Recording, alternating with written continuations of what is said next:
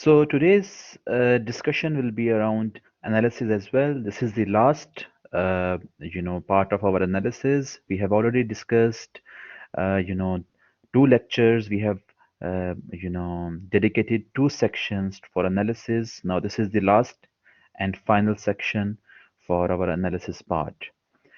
So in today's session, the agenda is that we will be discussing about moderating analysis and its interpretation, the mediating analysis and its interpretation, and I will briefly discuss how to analyze and interpret secondary data. So this is the agenda for today's session.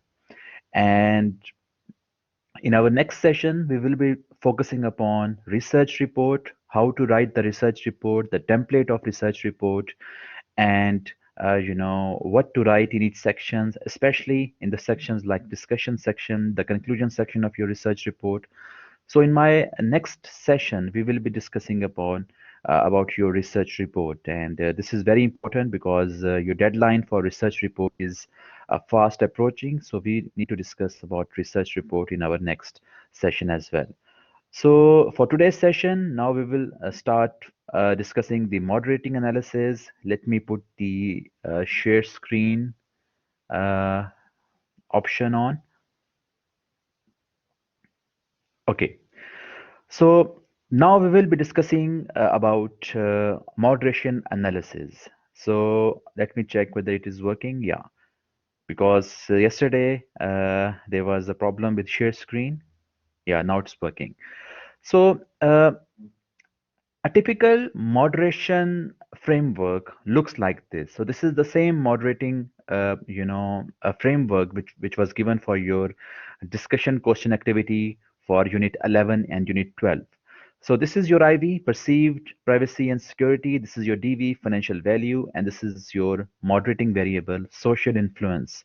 So this is a typical moderation analysis, a very simple moderation analysis, one IV, one DV, and one moderator. So how to do analysis for this framework? So you need to follow these four steps in order to perform moderation analysis. So let me show you how to perform the moderation analysis. So you will open your SPSS file. So these are the indexes which I have already made. I have already constructed these indexes as a result of factor analysis. So this is the output of your factor analysis, the indexes. So these are the indexes which have already been formulated. So in order to perform the moderation analysis, you will go to the analyze. You just open the analyze, interface. There are plenty of options there. In analyze, you will choose regression, and within regression, you will choose linear regression. So linear regression, this interface is very familiar to you because we discussed this in our regression analysis as well. So there are two boxes which are very, particularly important for us, the dependent box, the independent box. So the first step of moderation is to put your IV in the IV box and your DV in the DV box. So let me just perform the first step. My IV is PPS, perceived privacy and security. I will put this in my IV box, and my DV is financial value, which is denoted by FV, and I will just put it in the DV box, the dependent box. That's it. So this is the first step. So my first step is put IV in the IV box and DV in the DV box. The second step is click on the next button and place moderating variable in the IV box. So this is the next button I am talking about. The next button, which is just, it is between the dependent and the independent, boxes. This is the next button. When I click this next button, there is, another independent box which pops up, which is, which becomes noticeable for you. Now in this independent box, you will put moderating variable. So I will just choose moderating variable from here. I will shift it there. So this is the second step. So now these are the buttons in when I click on the previous button, the first step becomes clear. This is the DV, this is the IV. When I click on the next button, this is the moderating variable, and we have the dependent variable in the dependent box in the same way. So these are the first two steps of conducting moderating analysis. Now, the third step is create an interaction term. Interaction term is created by, a simple way. You need to multiply your moderating variable with your independent variable, and the product of these two, variables can be named as interaction term. This is very, very important for us. How to create this interaction term? Let me show you. Let me just cancel this thing. So I need to go to the transform button. I need to compute. I will choose compute variable, and in the compute variable, I need to multiply my IV, which is PPS. I will choose it. I will shift it here. I need to multiply this with my moderating variable, and my moderating variable is social influence. I will multiply it with social influence, and I will name it as interaction term. So interaction term is basically your, the product of your moderating variable and your independent variable. I will click on OK, and a new addition is in my data view. So this is a new addition. It is just multiplication of PPS with SI. The PPS is my IV, SI is my moderating variable, and when I multiply my IV with my moderating variable, the end product is interaction term. So this is the interaction term, and this interaction term will tell me whether my moderation is occurring or not. Okay, I will just show you. So this is the third step. I need to create an interaction term, and I have just created the interaction term, and the last step is to click on the next button and place interaction term in the IV box. So let me show you the whole process again. I will go to the linear regression. The first step was to put my IV in the IV box and put my DV in the DV box. And the second step was to click on the next button. In the next button, there is again an empty independent box. I will put my moderating variable in the independent box. Then I will again click on the next button. This is what we are talking about in the last step. Click on the next button and place interaction term in the IV box. So I will click on the next button and I will place the interaction term in again in the IV box. So this is the IV box. I will put my interaction term here. So let me just reiterate. The first step was the IV. I will put IV in the IV box, DV in the DV box. The second step was to put my moderating variable in the IV box. DV is by default there. Its position is not changed. The third and last step was to first create an interaction term and then put my interaction term in the IV box. And by default, the DV is already there. So this is it. I don't need to make any other changes in these buttons. These are 6 buttons there. I don't need to make any changes there. I will just click on OK, and moderation analysis will be run. So I will just click on OK, and this is the moderation analysis. Again, there are 3 tables: model summary table, ANOVA table, and coefficients table. These 3 tables are very important for us. Remember, during our regression analysis, we just focused on 2 tables: the model summary table and the coefficients table. For this particular analysis, we need to focus on all the 3 tables. So we need information from each table. So instead of copying all these 3 tables, I just need to create a new table which is very much comprehensive, and it contains information from all the 3 tables. So this is the table which I have constructed for my regression analysis. Uh, so this is the table which I have constructed. So you need to construct this table. So instead of copying information from these tables, copying all these tables into your research report, this will become very messy, very crowdy. So I will just suggest you to construct this table. So this is the table of moderation. I have already filled the information to save our time. So in order to construct this table, you need 4 columns.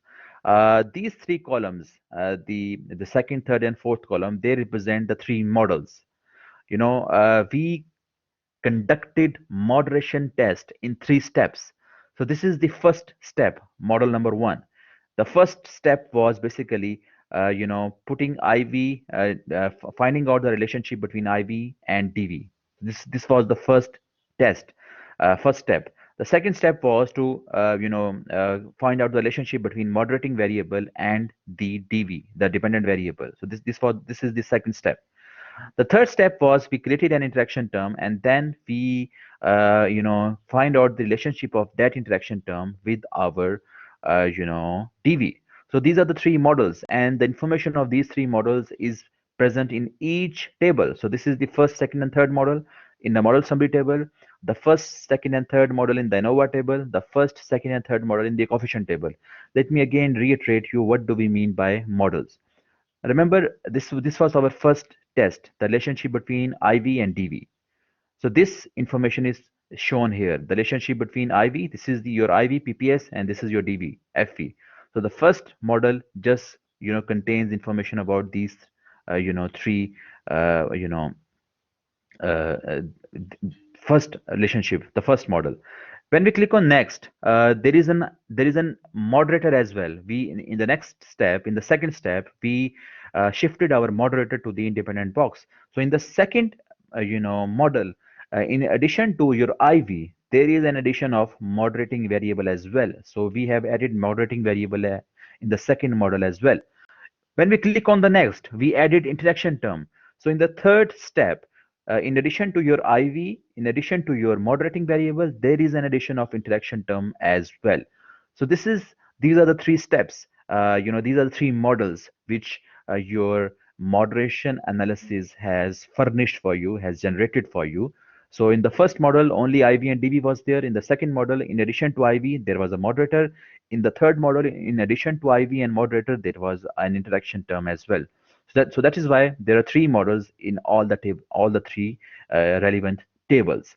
So let us start shifting information from these three tables to this moderating table which we have constructed. So this is the information which I required. R square, adjusted R square, F statistics. Then I will need information about beta coefficients of my IV, beta coefficient of my IV and moderating variable in the second model, and the beta coefficients of my interaction effect in my third model. So just by looking at this table, I will be able to understand whether my moderation is occurring or not, whether my moderation effect is significant or not. So I will just make it clear. So the first two rows, the information about R square and adjusted R square, this information can be extracted from your model summary table. See, this is R square, the third column of your model summary table, and the fourth column of your model summary table. This is the adjusted R square. So this information can be extracted from here. So let me show you how to put information here. So the first model, R square of the first model is 0.209. Let me show you here. The R square of the first model is 0.209, and for the second model, for the first model, the adjusted R square is 0.207. Okay, so I will just copy this information and I will put this information in my my table. The first model R square and adjusted R square is here. The second model R square and adjusted R square is 0.296 and 0.291. I have just put it here, 0.296 and 0.291. And the third model R square is 0.296 and 0.288. I have put it here as well. Now, what is the difference between R square and adjusted R square? Basically, adjusted R square is the adjustment in the value of R square. R square just basically tells you that how much change your IV has produced in your DV. Okay, so basically this is the R square. Adjusted R square is basically the adjustment in the original value of R square pertaining to those assumptions of regression which have not been fulfilled. For instance, if there is not sufficient sample size, if there is no normal distribution, so this is just the adjustment. So basically, if your sample size is large enough, this adjustment will be very small. Like in this case, we have a very large sample size. Our sample size is close to 350 subjects. So our sample size is pretty large. So this adjustment is very, very minor. Like it is just an adjustment of 0.002, very, very minor adjustment.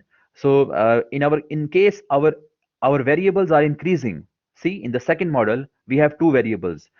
We have IV, we have also moderating variables. That is why our R square has increased. It means that our predictors have increased. Our two variables are producing 29.6% change. In the first model, our one variable was producing 20.9% change.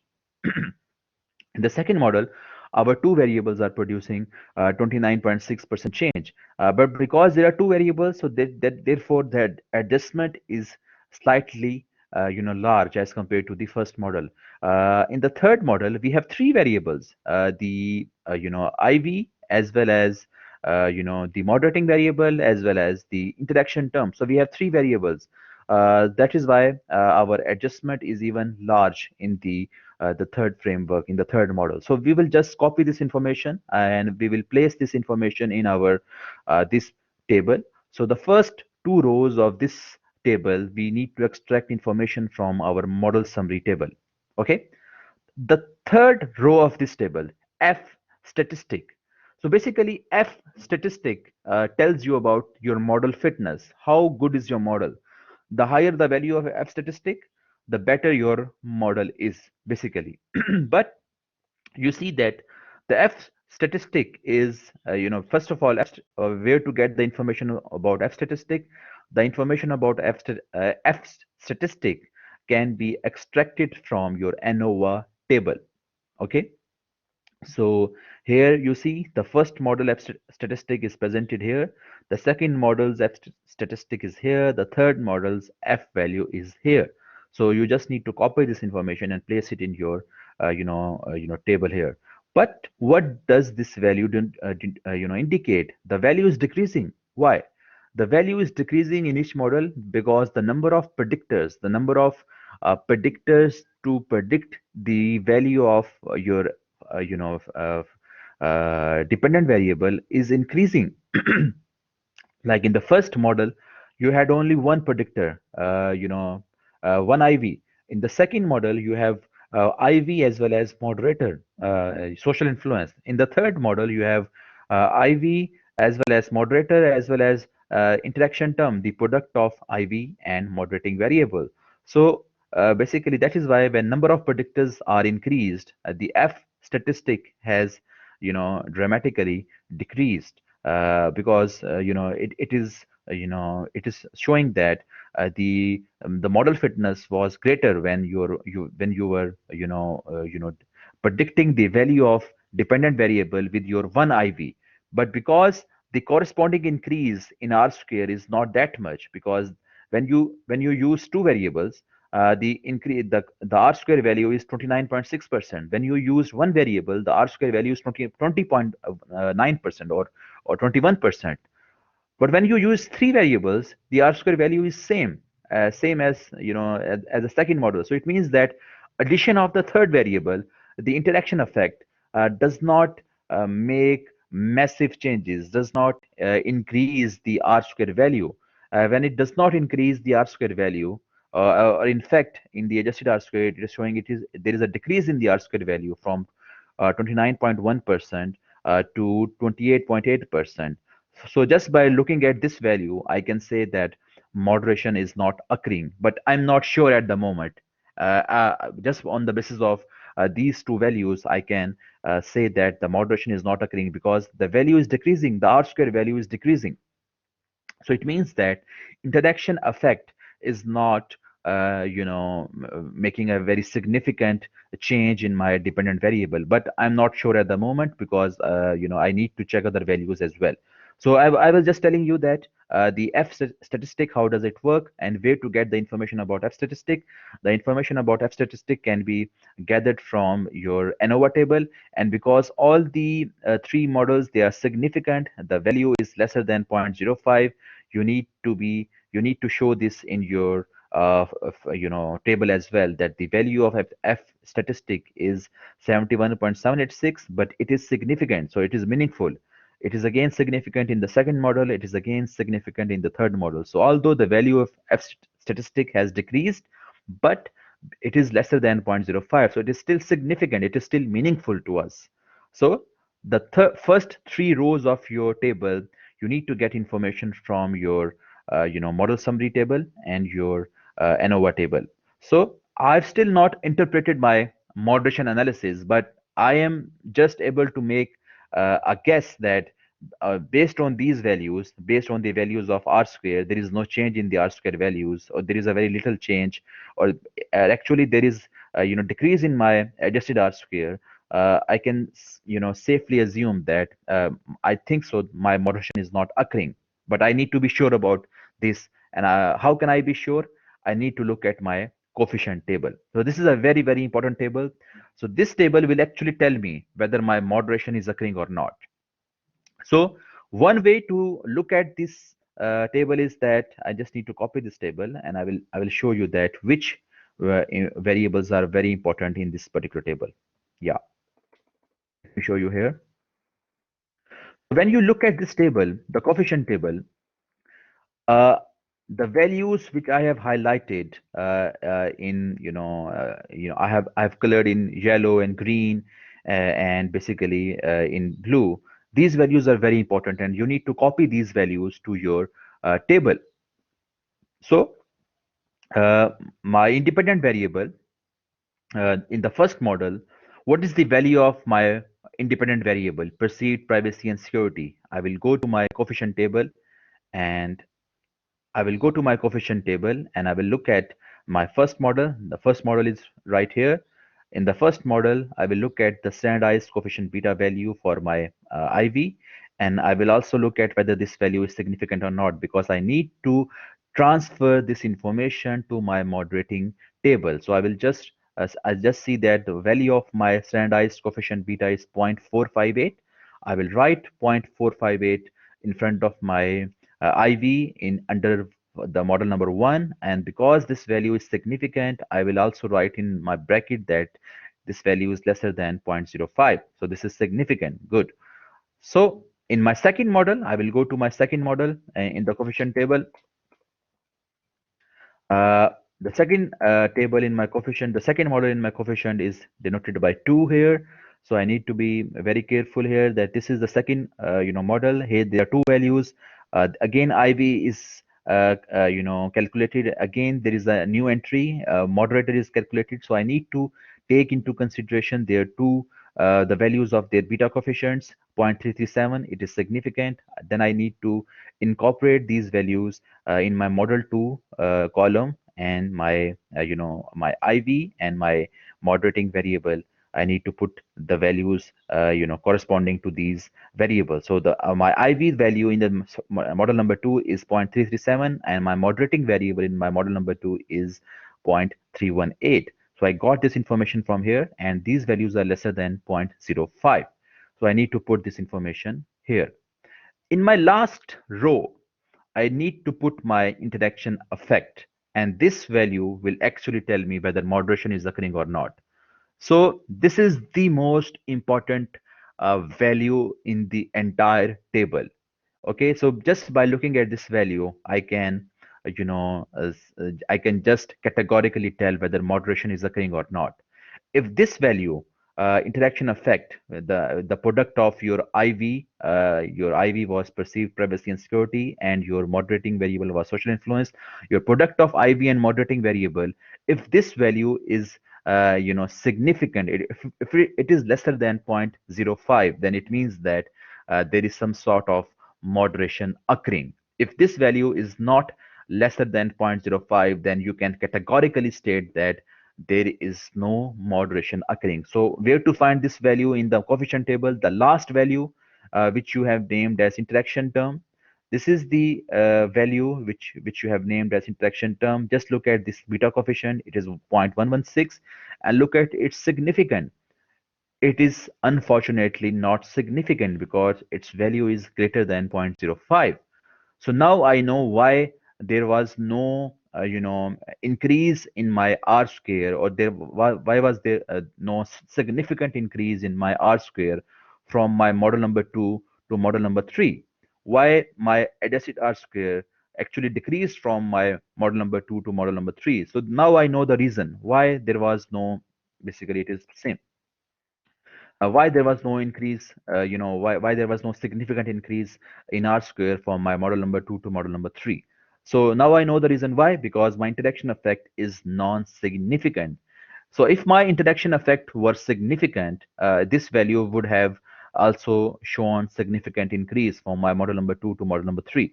So I told you earlier as well, because this value seemed very close to each other. So I earlier told you that this seemed like that no moderation is occurring here.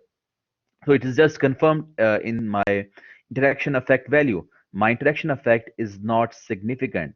So this is the most important, value, and this is the value which will tell you that whether your moderation is occurring or not. So I have just completed the table. These values, the beta coefficient values, you need to take these values from your coefficient table, and when this table is completed, then you need to interpret this table. And I can easily interpret this table. You can see that the hypothesis is that, first of all, the relationship between IV and DV is positive, and our hypothesis was that social influence strengthens the positive relationship, between perceived uh, privacy and security and financial value. So this is our hypothesis. So see how I have interpreted this hypothesis.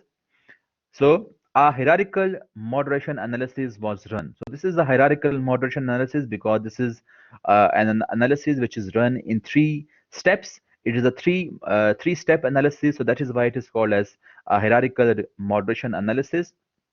It was run to test the moderating effect of your moderating variable on the relationship between IV and DV. So there was no evidence of moderation effect found. Okay, so why there was no evidence? Now I'm trying to give reasons. I'm not trying to give empirical reasons. I'm trying to give, I'm trying to give the, statistical reasons that why there was no evidence. The value of R square stays the same in the second regression model as well as in the third regression model. Okay, so there is no significant increase, or I can say that there is no significant increase, in the value of R square.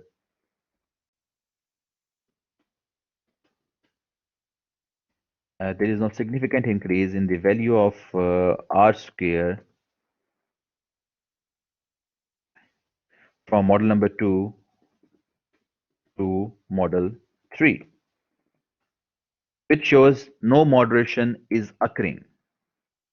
Okay, so sometimes there will be an increase in the value of R square, but this increase will not be significant because the interaction effect is not significant. So you should say this, that the value of R square will not remain the same in all the situations. The important thing is that there must be a significant increase in the value of R square. Okay, so hypothesis was not supported as beta coefficient value of interaction effect. Now, this is the most important line. The beta coefficient value of interaction effect had p-value above 0.05. So this beta coefficient value of 0.116, it had a p-value above 0.05. So that is why there was no moderation effect was found for our moderating variable on the relationship between IV and DV. So this is a simple interpretation. There is no moderation occurring. But I have made a hypothetical case when there is a moderation. So for instance, this is the hypothetical case. Now, I just want to show you that when a moderation is occurring, how to interpret your hypothesis when moderation is occurring. So I've just, make a hypothetical case. So the value of R square is increasing from 0.296 to 0.309.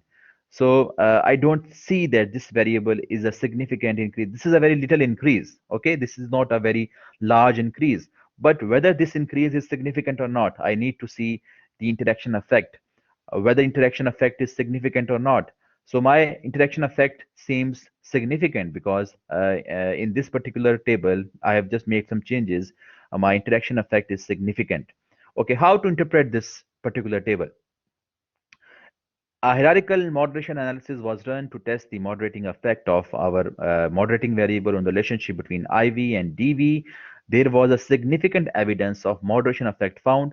The value of R square increased from second regression model 0.296 in the to a value of 0.309 in the third regression model. Okay, which shows that with an addition of interaction term, The variance explained has increased as well.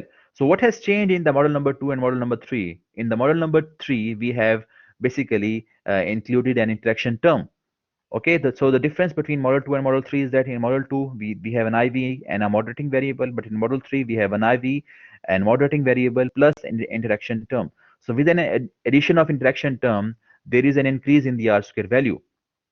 Okay, so hypothesis was spotted as beta coefficient value of interaction effect 0.536 had p-value above 0.05. As IV had a beta coefficient of 0.458 in the model 1. So this is very important for you to understand that whether your moderating variable is strengthening the relationship or weakening the relationship. Remember that our moderating hypothesis also include the words like strengthening the relationship or weakening the relationship. So how to understand that the relationship is actually strengthened or weakened, or we can make this, we can understand this through comparing the value of your beta coefficient of your IV with the value of interaction effect beta coefficient. So the value of beta coefficient in the first model, where there is only IV and DV, you need to compare that value with the beta coefficient of your interaction effect in the third model. So if you see that this value, the beta coefficient value is increased, it means that your moderating variable is strengthening the relationship. So in this case, the value is increased from 0.458, it has increased to 0.536.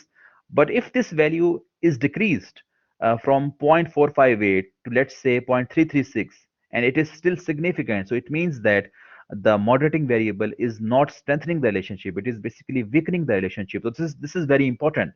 So even when your interaction term is significant, you need to understand that whether this beta coefficient value is increasing from your original IV beta coefficient, or it is lower than that IV beta coefficient. Because if it is lower than your IV beta coefficient, then it means that your moderating variable is weakening the relationship. If it is in greater than your IV beta coefficient, then it means that it is strengthening the relationship between IV and DV. So this is something very important for you to understand, because your moderating variable is basically based on strengthening the relationship or weakening the relationship. So you need to understand that whether your beta coefficient value is is increasing or decreasing for interaction effect. So like in our original case, our beta coefficient value is reduced from our our uh, moderating variable, independent variable. So our IV in the first model, it has a beta coefficient value of 0.458, but our interaction effect in the original model had a value of 0.116. Okay, so it is reducing. So even if this was significant, if our hypothesis would be rejected. Why? Because social influence is weakening the relationship. But in our case, there is no moderation occurring because this value, the interaction effect, is non-significant. So in order to get our hypothesis accepted, our interaction effect beta coefficient value must be greater than the beta coefficient value of your IV in the model number 1. Okay, so this is how you will show you. So there has been an increase in the strength of positive relationship between IV and DV due to moderator from beta coefficient value of 0.48 in the first model to 0.536 in the third model, the interaction effect. Okay, so we will just take into consideration the interaction effect in the third model. Okay, so this is how you will interpret the hypothesis when there is a moderation occurring, and this is how you will interpret the hypothesis when there is no moderation occurring. Okay, any questions regarding your moderation analysis?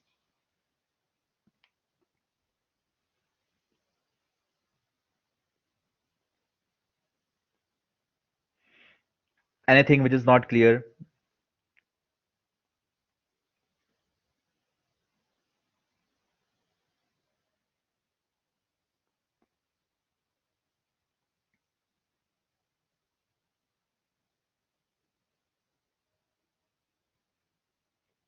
So your moderation, we have conducted your moderation analysis. Anything which is not clear in the moderation analysis, Please feel free to discuss with me if there is any confusion with your moderation analysis.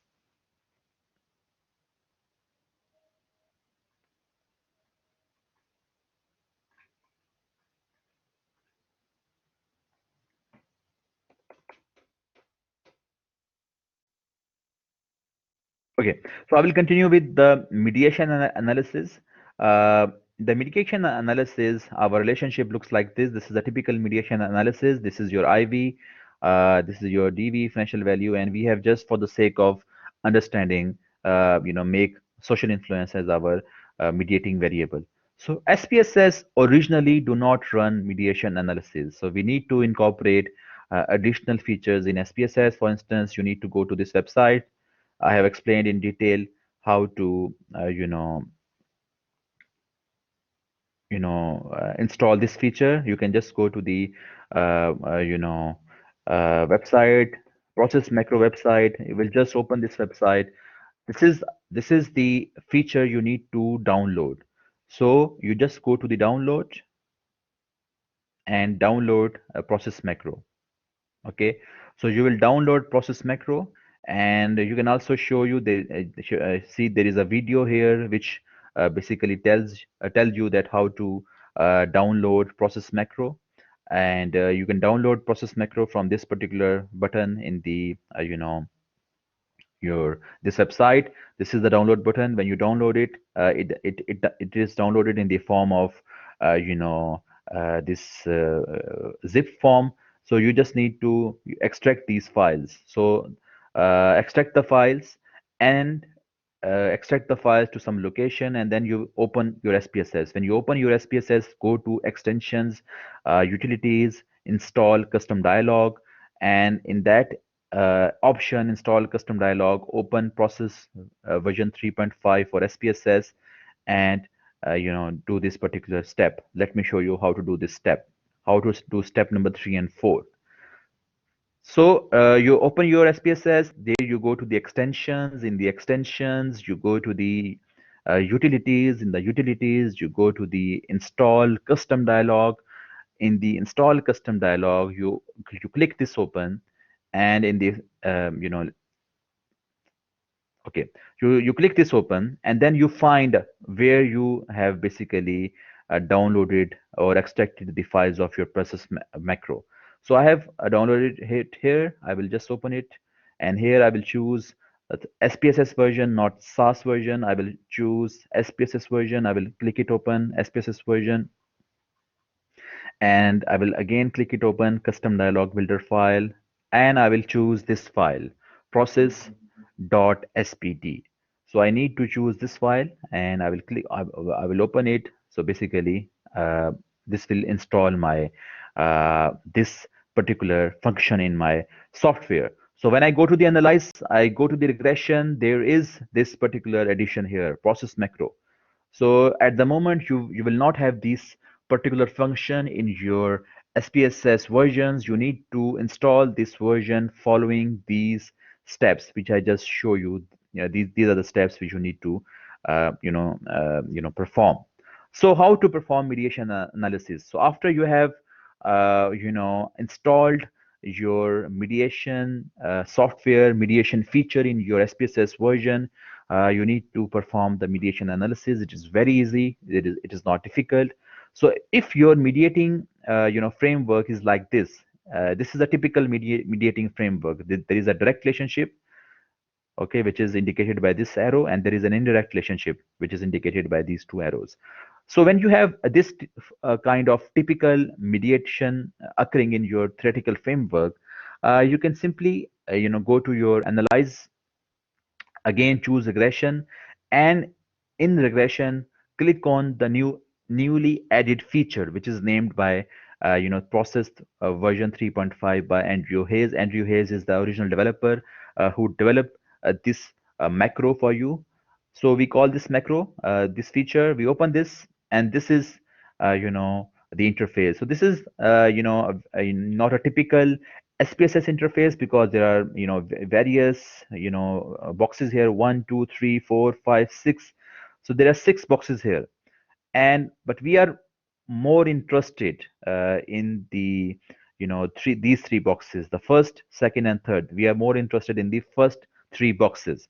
So the y variable, basically it indicates the box for your IV, x variable indicates the box for your DV, and mediator indicates the box for your mediating variable. So we will just put information here. So our independent variable, our y variable, will be shifted to our y variable box. Our x variable, which is the DV, which is financial value, it will be shifted to our x variable box. And our mediator at this in this situation is basically social influence. We will just shift it in the mediator box. So we have various options here. I will just click on the options, and there are plenty of options here. I just need total effect for my model as well. So I don't need this other information. These are information which are not needed at the moment. This is extra information.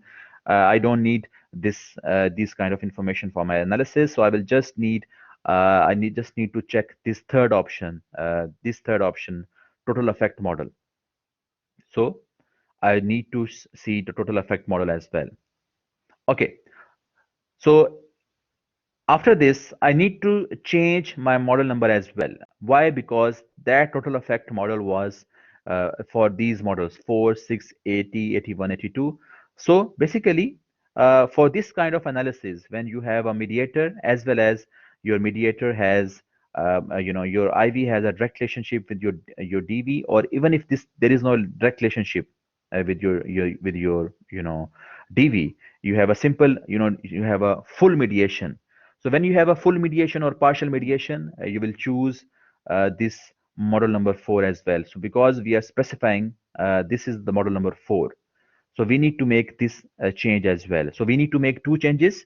We need to make first change is go to the options box, check on this third option, and the second change is we need to specify that we need to perform analysis of model number 4. A model number 4 looks like this when you have full mediation, or you have a partial mediation and full mediation occurring. Even if you have full mediation occurring, still you will use model number 4. Okay, so I will just click on OK. So when I click on OK, this software will take some time. Why? Because this is an incorporated feature, and it will take some while to run the analysis. So when analysis is run, you are presented with plenty of information, and this information is not as organized as a typical SPSS information is organized. But this information is very it is too much information. I don't need all this information. I'm only interested in this information, the information which is at just found at the end of the analysis. This information is what I only need. Okay, so I will just copy this from information and I will paste it in my report. Okay, and I make a table. I convert this information into a table. So just look at the table. I have done nothing, different. I have just converted this information in the form of table. So there are three sections for this information: total effect, okay, direct effect, and indirect effect. So basically, total effect means the effect of IV directly on DV, and effect of IV on mediating variable, and the effect of mediating variable on the DV. So all the three arrows, these three arrows are they are taken into consideration in the total effect. In the direct effect, we are only interested in finding the relationship between IV and DV. This arrow is representing the direct effect. The indirect effect is basically the relationship of mediating variable. How much effect is this mediator taking forward from your IV to your DV? So this is the indirect effect. And we are interested in the indirect effect, because if our indirect effect is significant, then we can say that mediation is occurring. So if you look at our table, and I have just presented information in the form of table here. So if you look at this table, and basically it is the same information which is found here. So I just given this a tabular form. So if you look at the indirect effect, the effect is 0.001.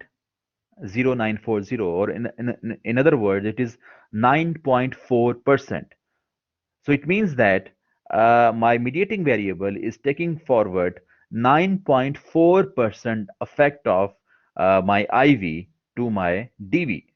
Okay, so this mediating variable is taking forward 9.4% effect of IV to the DV. But is this effect significant? So this is main question, whether this effect is significant or not. And there is no direct way to tell this. There is no p-value here for indirect effect. So there is no p-value here. So I need to get this information from these two values, LLCI, ULCI. LLCI stands for lower limit of confidence interval, and ULCI stands for upper limit of confidence interval. So I need to see that whether these two values, a lower limit of confidence interval, which is 0.0344, and upper limit of confidence interval, which is 0.1645, is there a zero in this range? So this is a range. So for instance, it is 0.03, 0.0344, and this is the upper range, 0.1645. Okay, so is there a zero occurring in this range? Is there a zero falling in this range? There is no zero falling in this range because this is a positive value. Okay, there is no zero falling in this range. Similarly, if this was a negative value, there would be no zero falling in this range, because when there is a zero falling in this range, it means that the value is not significant. Okay, so because this there is no zero in this range, in which scenarios there will be a zero in this range? When one of these values will be in different sign, one of these values will be negative form, then there will be a zero falling in this range. So because none of these values, none of the upper limit or the lower limit is in the negative value, there is no zero in this range. So we can say that this effect, the 9.4% indirect effect, is significant. So we can say that this effect is significant for our value for our mediation. So we don't need this information, but because this information is presented here, it is nice to present this information.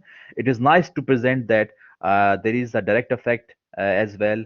There is a total effect as well, because basically, when you deduct your direct effect from your total effect, the end value is basically your indirect effect. Okay, so that is why it is good to present your, uh, your total effect as well as your direct effect. So because your lower limit and upper limit does not contain zero, there is no difference in sign, there is no minus value here. So we can say that our indirect effect is significant. How to interpret this hypothesis? So after copying this information, after giving this information a tabular form, you just need to write this particular interpretation. Mediated regression analysis was done to test the mediating role of our variable, this variable between IV and DV, using process macro version 3.5 by Andrew Hayes. So it is nice to give credit to the person who has developed this particular feature. Statistically significant support was available for the mediation effect, as the mediating variable take forward 9.4% effect from IV. This is the 9.4% effect from IV to the DV. So our mediating variable, this variable was taking forward 9.4% effect of IV to the DV. And this is significant. Why?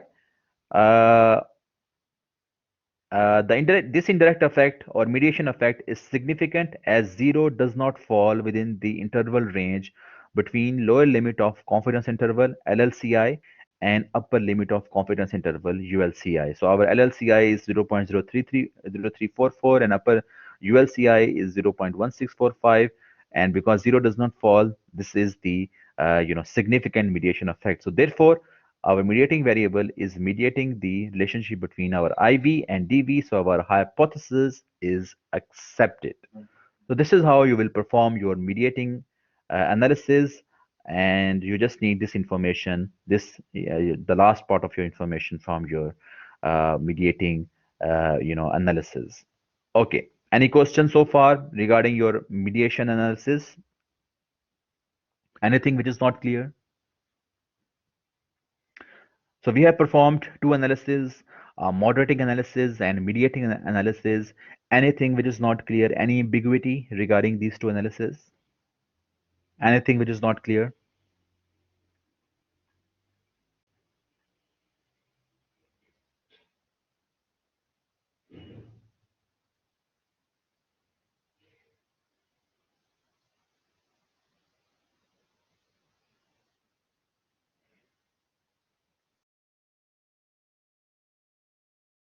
Any ambiguity? Okay. So let me continue with the last part of today's lecture, which is secondary data. It is very important for you to understand analysis of secondary data as well, because maybe in your upcoming finance classes or accounting classes, you will be able to, or even your management classes or any other subject, you will be able to perform secondary data, in some way. So you need to know to how to analyze secondary data as well. It is very important for you. So just look at this table, this framework, which I have just developed in order to make you understand the analysis of secondary data. There are three variables here. There are two IVs: human development and income inequality. There are our IVs and economic prosperity of a country. Actually, I should put this as my, my, well, let me keep it here. So there are two basically IVs: human development and income inequality, and there is one DV: economic prosperity of a country. So this is a very simple framework for me. It is a very simple framework for you to understand. Human development has a positive relationship with the economic prosperity of a country. This is our first hypothesis. So our first hypothesis is that higher in human development and economic prosperity are positively related, and our second hypothesis was that greater income inequality will have a negative relationship with the economic prosperity of our country. So these are the two hypotheses which we are going to test. We believe that if there is a greater human development, there is a better economic prosperity in the country. Actually, this relationship can be reversed as well. So, better economic prosperity can lead to higher human development as well. It can be a reverse relationship as well, but we are here taking this relationship only. So, higher human development in a country is basically positively related to the economic prosperity of that country. And if there is a more income inequality in the country, then this income inequality will have a negative relationship with the economic prosperity of the country. So this is the framework. So in the secondary data, first you need to choose the source of secondary data, from where you will get this information.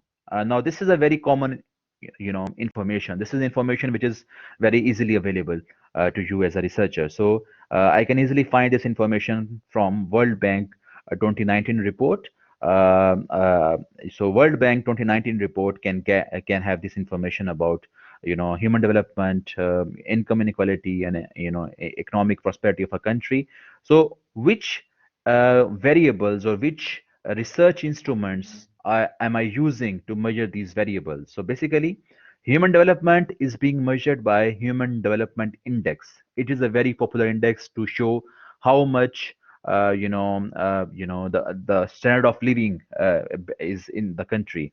So a better human development index means that people in that country have access to better resources, they have access to better healthcare, they have access to better facilities.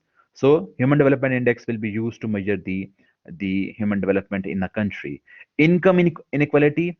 So coefficient of income inequality will be used to measure the income disparities in the country. So this is again an index for me. This is already calculated by World Bank, so I don't need to calculate it. Economic prosperity of the country, I will measure it by gross national income per capita. So I will measure this by gross national income per capita. So these are the three research instruments which I will use to measure these three variables. So if you are wondering how to indicate research instruments in the case of secondary data, so this is how you will indicate. So these are the variables, and these are the research instrument. These so which you will use to measure these variables. So now I have chosen the sources. I have also chosen the instruments which I will use to measure my variables. The third step is to extract data from the sources and organize it in my Excel sheet. So I have developed this Excel sheet already. This is the Excel sheet. So this is the Excel sheet I have developed. This is the Human Development Index for 189 countries of the world. This is the gross national income per capita for 2018 for 189 countries in the world, and this is the inequality coefficient for 189 countries in the world. All the figures are of 2018, and there are 189 entries in my data. So this is a very simple, very simple, analysis I'm going to perform for you using SPSS. Okay, so the third step is to extract data from the sources and organize it in my Excel. So I used World Bank reports to organize this data. I copy pasted the data, I cut pasted the data. So I used all these tools to make this Excel sheet to organize my data here. Okay, now the fourth step is to import data to SPSS. So I will now import data. I will go to the file. I will go to the import data. This is an Excel sheet. I will choose an Excel sheet. The data is available on my desktop. I will choose it. I will select the secondary data. I will open it. And now SPSS is preparing for my data. Okay. I'll click on OK, and now my data is basically imported to my SPSS software. So if I go to my variable view, the information is presented there. The country name is there. Human development index is there. Gross national income per capita is there. Income inequality coefficient is there. All these variables are being measured on continuous scale intervals scale, and then the country name, it is a nominal scale. What is this variable v1? So v1 is basically the entry. It is just the entry. So maybe I don't need to keep it. I can delete this v1. It is just a serial number. Okay. So this is the value for 2018. Now SPSS is not a very a very intelligent software, because it is treating 2018 as one of the entries, and I need to you need to make these changes. So because softwares will only work as per your command, so you need to make these changes as well. So now my data is ready for analysis. What is the fifth step? The fifth step is to check for missing values. Okay, so because this is a secondary data and there are some missing values which are present in the secondary data, just look at the income inequality coefficient. Here I can find some missing values. Here there is a missing value here. There is a missing value here. So there are some missing values in my data. So I need to check for these missing values. So I will go to the analyze button. I will go to the descriptive statistics. I will choose frequencies, and in frequencies I will choose three variables, put it in the variable box, and I don't need to do anything else. I will just click OK. And when I click OK, the statistics are there. The statistics tell me the number of missing values. In my first variable, there are no missing values. There are zero missing values. In the second variable, there are zero missing values. In the third variable, there are six missing values. So I need to take a more detailed look at this variable, income inequality. So I will just click on an income inequality.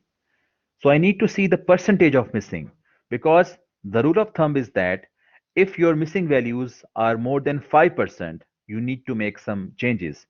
You need to fill these missing values. But if your missing values are lesser than 5%, it is okay. It is it is okay. So if missing values are lesser than 5% of your data, so let me just check that 183 out of 189, 6 are missing values, and these six values make up 3.2%. So this is a percentage which is below 5%. So because it is below 5%, I think so my data would be okay. It will be all right to analyze my data. But in case it is greater than 5%, I will show you how to fill the missing values. You will just go to the transform, replace missing values to sort missing values. You will just click on this option. So if your missing values are greater than 5%, you will go to the transform button. You will just click on the replace missing values, where it is. Yeah, it is this here. So we'll just click on this replace missing values and choose that variable where you have more than 5% missing values. I will choose income inequality coefficient. I will put it in my new variable box, and here there are plenty of options that uh, which option you need to use to fill these missing values.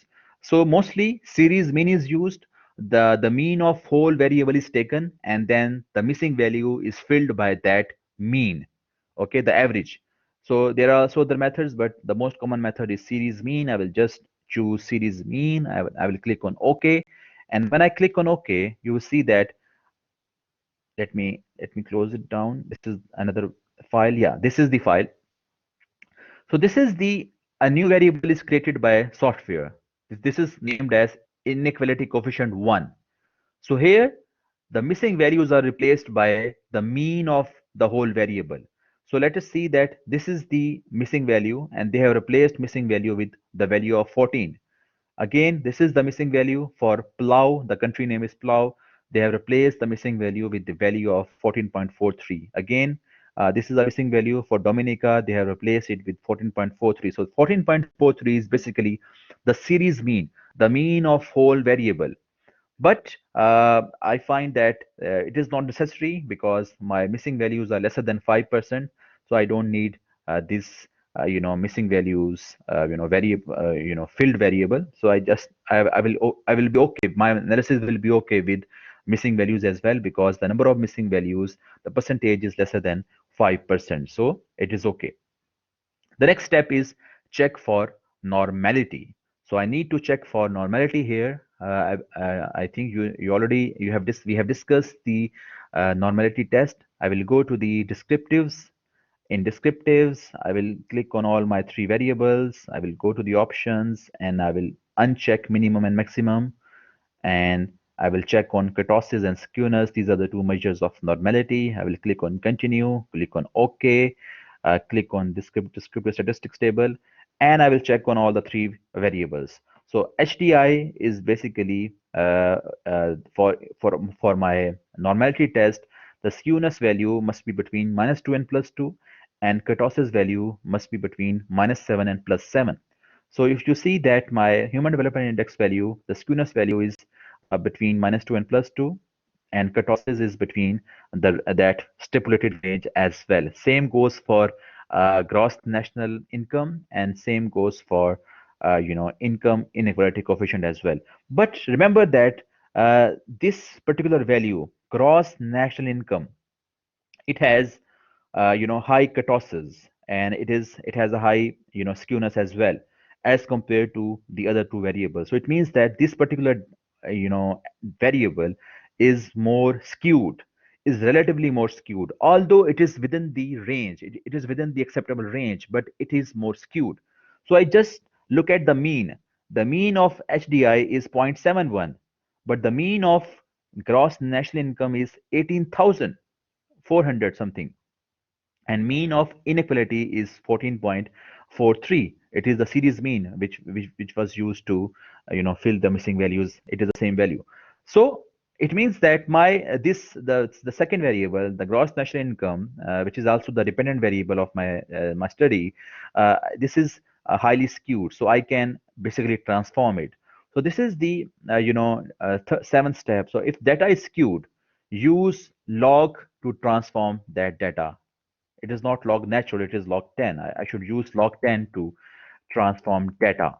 So now I will transform data for my gross national income. I will go to the Transform button. I will choose compute variables, and in compute variables, I need to choose log 10. So basically log, it transforms that value which is more skewed as compared to other variables. So I will choose this particular option. I will shift it there, and this is the variable which needs to be transformed. So I will name it as log GNI. Okay.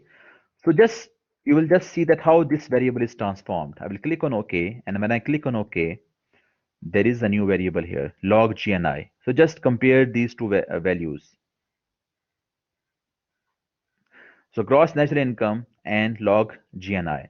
So basically, the highest value for in this column is uh, $99,000. This is the income of Liechtenstein, a country in Europe, and this value is indicated by 5 in my log transformed column, and the smallest value, it could be like 776, and this value is indicated by 2.89. So all the values are fallen between 2 and 5.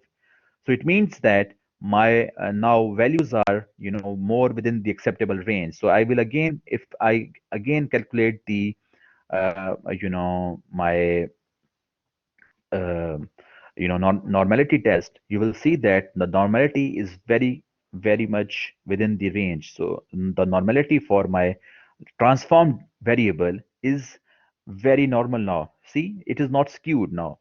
It is a 0.235 here, it is 0.770. It is more comparable with my other variables now. My other variables are inequality coefficient, it is more comparable with them. Human development index, it is more comparable with them. So this was a standout variable, although it was within the normal range, but it was more skewed. So if your variable is highly skewed, then you can use log function to transform your data. So now we will use log function to analyze our data. So we will not be using this particular value, we will be using these values. Okay, so this is the seventh step. The eighth step in your secondary data is to check for collinearity diagnostics. Okay, and the ninth step is to check for the heteroscedasticity. Don't worry about these words. These words sound very difficult, but they mean, their meaning is very, very simple to understand. So the eighth step is to check for collinearity diagnostics. So let me check it for you. I will go to the analyze option. I will go to the regression. I will choose linear. Okay, so this is collinearity test. I will show you how to perform the collinearity test using regression. Log national income, the transform variable will be shifted to our dv box because it is our dependent variable. Our ivs are human development and income inequality. I will put them in my iv box. So in statistics, I'm only interested in the collinearity diagnostics, so I don't need other options. I will uncheck other options. I just need collinearity diagnostics. That's it. I don't need anything else, and I will click on OK, and I will copy this table called the coefficients table. This is the table which will give me information about my variable. So I will copy this information and I will paste this information in my analysis. So this is the information already pasted here. Okay, so for your this is the information I have pasted here. So this is the table of collinearity statistics.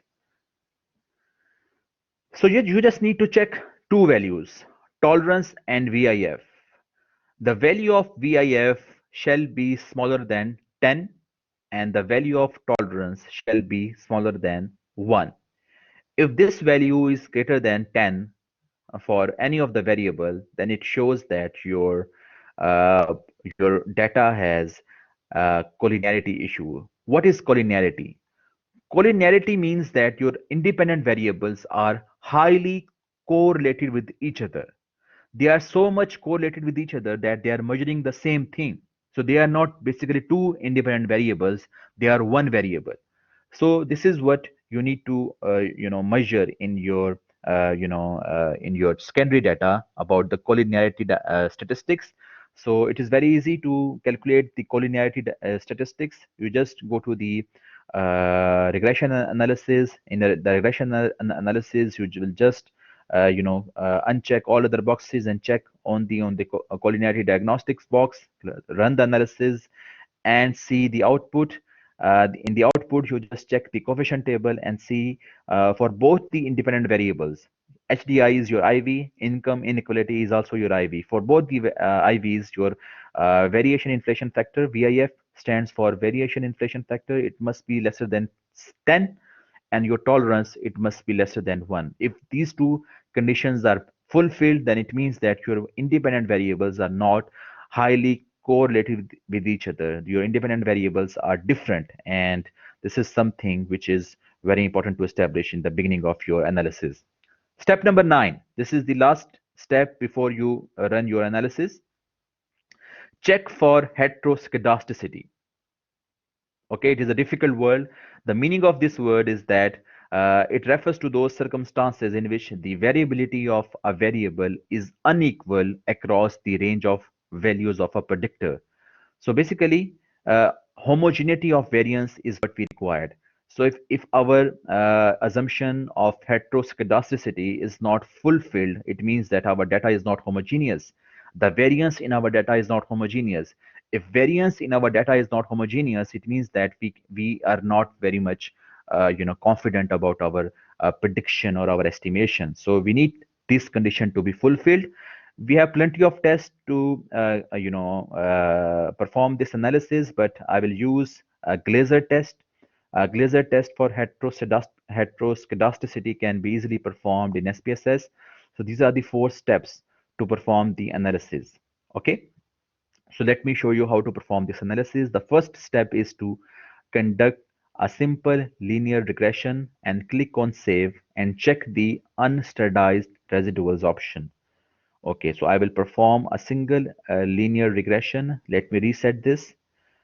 So my simple linear regression of my variables is this: that my GNI, my national income, the is my dependent variable. So my GNI, the transformed GNI will go to my dependent variable box, and my human development and income inequality are my IVs. So I will go to the save option. Now, if I go to the statistics option, this is uh, you know uh, the by default, this is the look of my statistics option. So I have not clicked on collinearity diagnostics because I have already checked it. Okay, I don't need it again.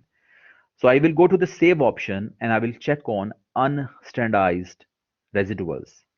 Unstandardized residuals. So I will click on OK, and I will just OK it. I will perform the analysis. Okay, so what is the residuals? Residuals is the difference between the observed value and the estimated value. Okay, so this is the definition of residual. So residual is different from your standard error. Standard error is the difference between your sample estimate and your population estimate, right?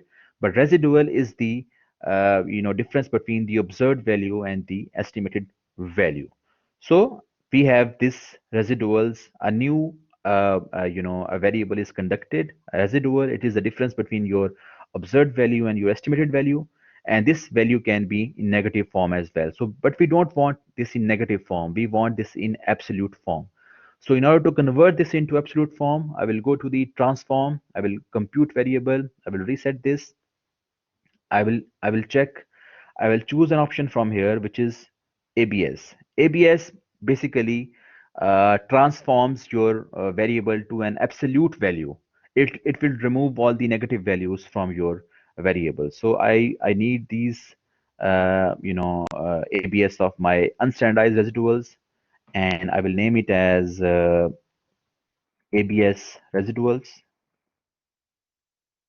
or I should say absolute residuals. Absolute residuals. I will click on OK. So what I have done is that I have transformed my residuals from negative value to positive value. Okay, and also it has basically uh, you know uh, it has basically uh, you know, uh, rounded off my values. So 0.007 has become 0.01. So I need values to, point 2 decimals. So if I need values to point 3 decimals, it will just, it will remain as 0.007. So I need values to point 2 decimals. So it has just rounded off these values, and it has, transformed my values from negative to positive, or absolute values. So all the negative values are transformed to absolute values, and my values are also rounded off. So this is the absolute residual. So this is the step number two. Step number three is to conduct linear regression again. Replace this newly constructed variable with your dependent variable. So I will go to the analyze again. I will run the regression analysis again. I will replace my log, my transformed variable, my dependent variable with my absolute residuals, and I will perform the analysis again. And I need to go to my coefficient table. I will copy this coefficient table and I will place this coefficient table in my report. And this is my Glaser test of heteroscedasticity. And what does this test tell us? This test should have values greater than 0.05. So for each of my IV, IV number one and IV number two, my both the IVs should have values greater than zero point zero 0.05. If they have values greater than zero point zero 0.05, it means that there is no heteroscedasticity issue in my data. So how to interpret these two tables, the heteroscedasticity table and the collinearity table?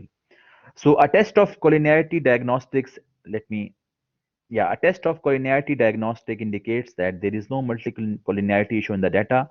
The variance inflation factor, VIF value, which is this value, is below 10, and the tolerance value is also lesser than 1. Both criterions are fulfilled, and it shows that both the independent variables are not highly correlated with each other. That's good. The Glaser test of heteroscedasticity was conducted, and p-values of both independent variables were greater than 0.05, therefore implying that no violations of homogeneity of variances were made and there is no heteroscedasticity in the data. So if this value is lesser than 0.05, it means that our data is not does not have homogeneous variances. It has heterogeneous variances, and it means that there is a heteroscedasticity in our data. So this is similar to checking for reliability and validity for your primary data. So in the same way you check reliability and the validity of your primary data, you check the heteroscedasticity and collinearity for your secondary data. So this establishes the reliability and validity of your secondary data. So you need to perform these two tests before you perform the regression analysis. So the last step is to run regression analysis and check for DW as well to measure whether there is autocorrelation as well. So DW value must be between 1.5 to 2.5. Now I will run the regression analysis. I will go to the analyze regression.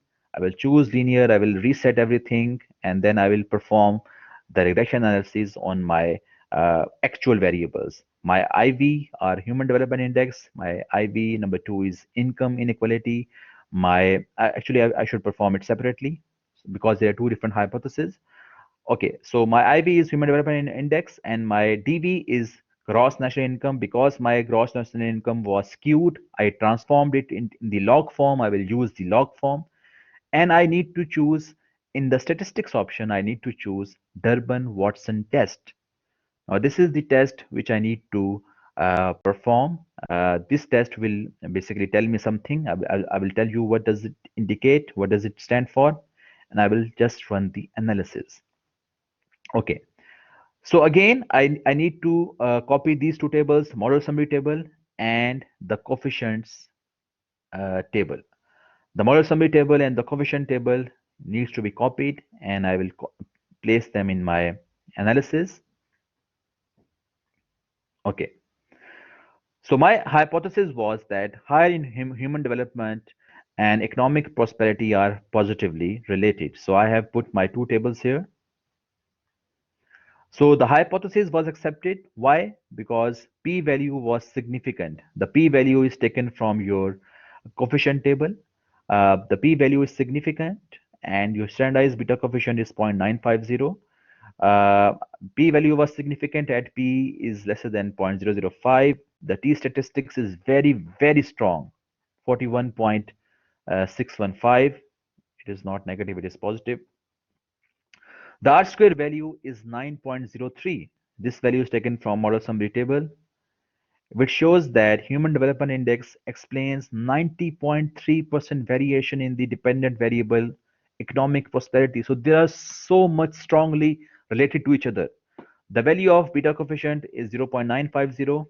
The value is taken from coefficient table, which indicates that increase in 1 unit of HDI will increase economic prosperity by 0.950 units. The positive value indicates that there is a positive relationship as greater human development increases the economic prosperity of a country. The Durbin-Watson value is 2.150, which is within the acceptable range. The acceptable range is between 1.5 and 2.5, which shows that there is less chance of autocorrelation in the data. What is autocorrelation? So let me first tell you that what is autocorrelation. Autocorrelation is basically the core inbuilt correlation in your data. For instance, if you're checking stock prices trend, autocorrelation means that stock price of today is affected by stock price of yesterday. Okay. So basically, so if the stock price fell yesterday, it is also likely that it will fall today. If stock prices increases yesterday, it is also likely that it will increase today. So this is autocorrelation. So your data is auto correlated with some other phenomena which is not explained in your analysis. So it is good that in the secondary data you check for autocorrelation for some systematic error. So this is what the Durbin-Watson value tells us. This value must be between 1.5 and 2.5. If it is value is if it is between 0 to 1.5, it indicates that there is a positive autocorrelation, and if it this value is between 2.5 to 4, it indicates negative autocorrelation, which is not acceptable. So our values are acceptable and our hypothesis is accepted. Similarly, we will perform the hypothesis for our second relationship. I will replace human development index with income inequality, and I will keep all things constant. We need Durbin-Watson test. I will click OK. I will just copy model summary table and coefficient table. I will I will place it. I will copy it in my report. Okay. So our hypothesis was that greater income inequality will have a negative relationship with economic prosperity of the country. Looking at the model summary table and coefficient table, the coefficient is minus 0.829. It is significant. This shows that there is a negative relationship with each other. And the hypothesis was accepted as p-value was significant, lesser than zero point zero 0.05. T is, minus 19.969. When t value is negative and beta coefficient values are negative, it shows that the relationship is negative in nature. The R square value is 0.688, which is given in my model summary table, which shows that income inequality explains 68.8% variation in my dependent variable economic prosperity. Okay, this is also, and the Durbin-Watson value is 1.763, which is within the acceptable range. So there is no autocorrelation in the data. So our estimates are reliable. Our estimates can be predicted. So in our secondary data, we need to check for collinearity. We need to check for heteroscedasticity. We need to check for autocorrelation. Uh, and these are basically replacements for your reliability and validity tests which you perform in your primary data. So this is it. This is your analysis of secondary data, and this is how you will perform your secondary data analysis. Any questions so far regarding your today's session?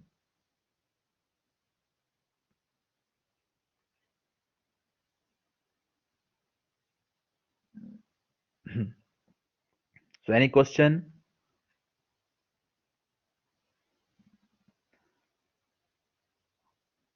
Okay, so I need to also mention that I was asked some questions that our data is different in type. For instance, if your IV and DV both are measured on a categorical scale, on a nominal scale, you can use chi-square test to evaluate.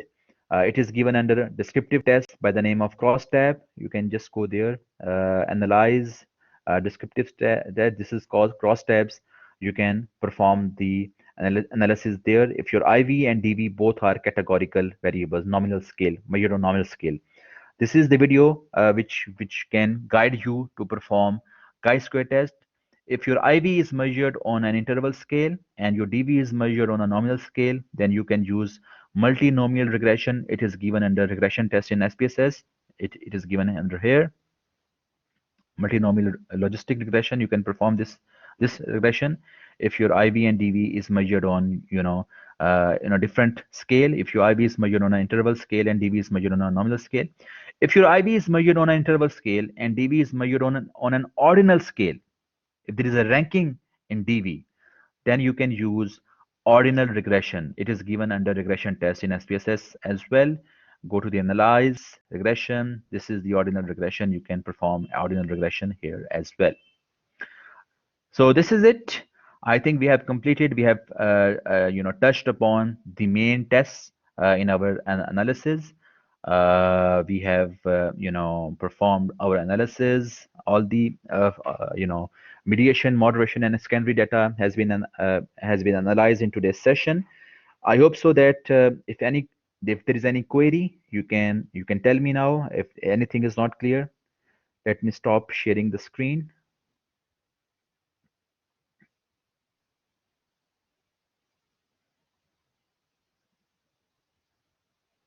Okay. So any ambiguity before I discuss this week's discussion question activity?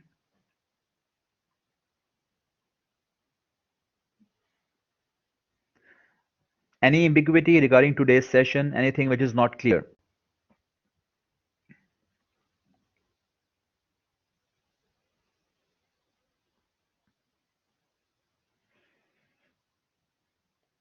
Okay.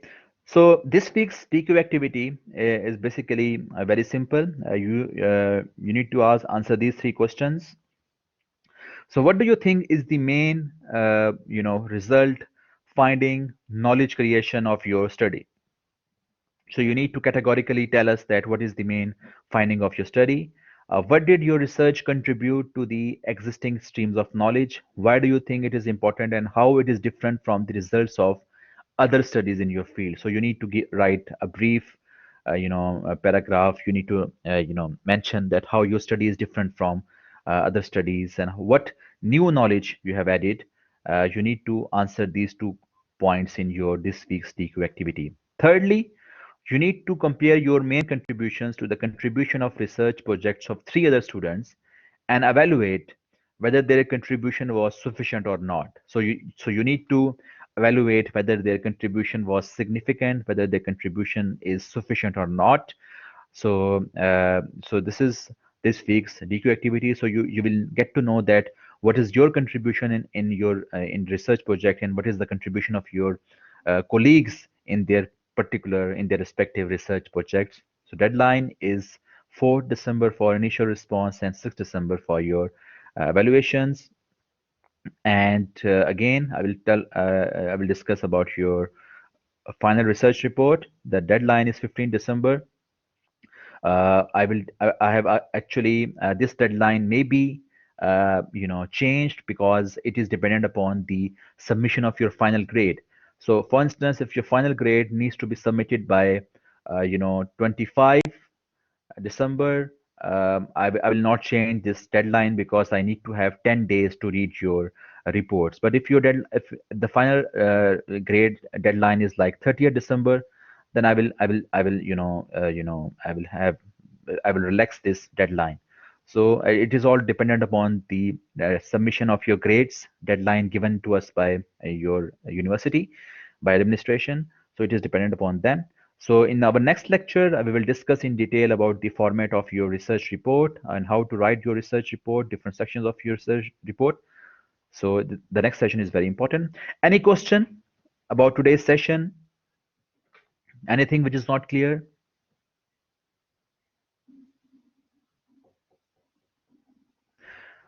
Anything which requires further explanation?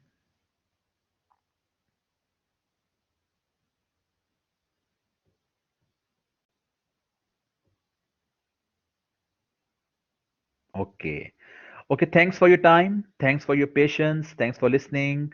If anything pops up in your mind, if anything is not clear while performing the analysis, please feel free to contact me. Thank you very much. Bye bye. Bye. Thank you.